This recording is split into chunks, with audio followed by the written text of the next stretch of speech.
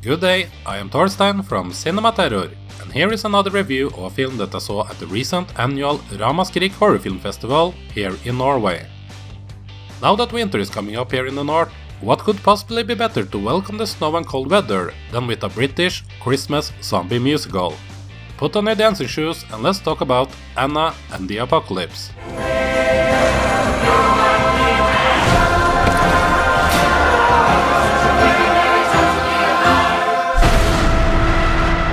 The plot of this film is, not surprisingly, set in Christmas time in the small town of Little Haven, where the zombie apocalypse suddenly takes place.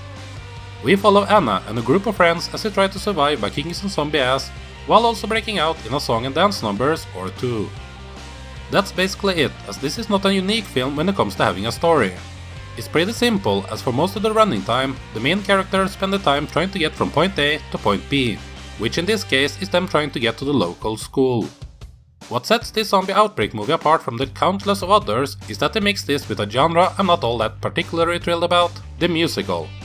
But I must admit that the mixture works quite well here, much thanks to great performance by the entire cast, clever screenwriting and competent directing.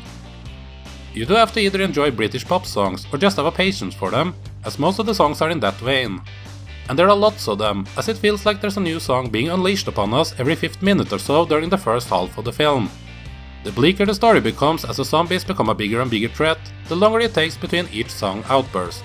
I found most of the songs to be pleasant, although there were times that I found them to be too close to each other, or that they just lacked any type of edginess, which to be fair is not what they are going for. Most of the stuff in this film is done very light-hearted, and there is nothing wrong with that at all. Zombies! Not zombies! Oh, right, because that's perfectly normal. I'm ready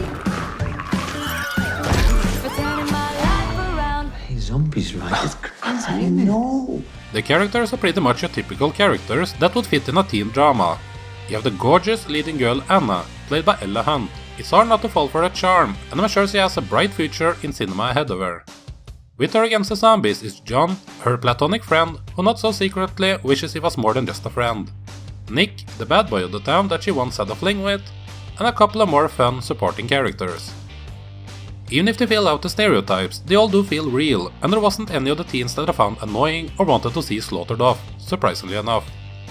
All of the ones involved should be proud of their work on this. With a less talented cast, this entire film would not be able to work at all. The only one in the cast of the entire film that I kinda disliked was the dickhead principal. He was a bit too cartoonishly bad guy for me, not that actor Paul Kaye gave a bad performance, as he absolutely did give it his all. I just didn't care for the character, but you might feel differently though.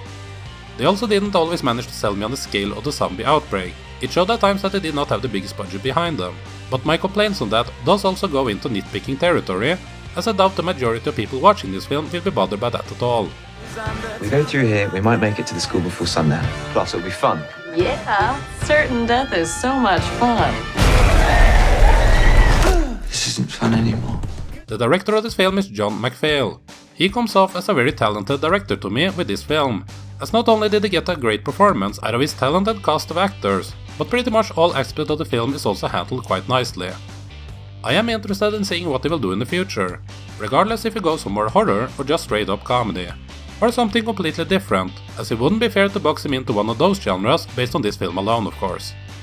I also would like to say that the film ends with a dedication to Ryan McHenry, who is credited as a writer on this, and made the short film Zombie Musical in 2011, which this film is based upon.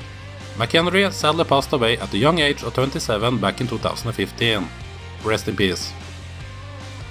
Anna and the Apocalypse is a fun mixture of genres. I think this might be for the more younger horror crowd, but I still had a fun time in the cinema watching this film. It's a cheerful, enjoyable film that are not afraid to go darker when it needs to.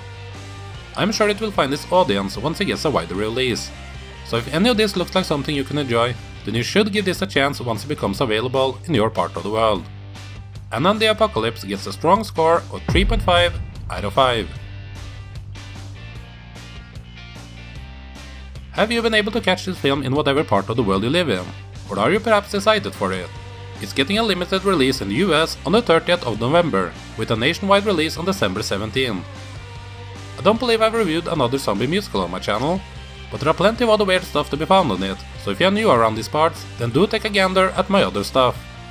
I hope you enjoyed this review of Anna and the Apocalypse and that you will be back for more horror-related content here on Cinema Terror. Thank you!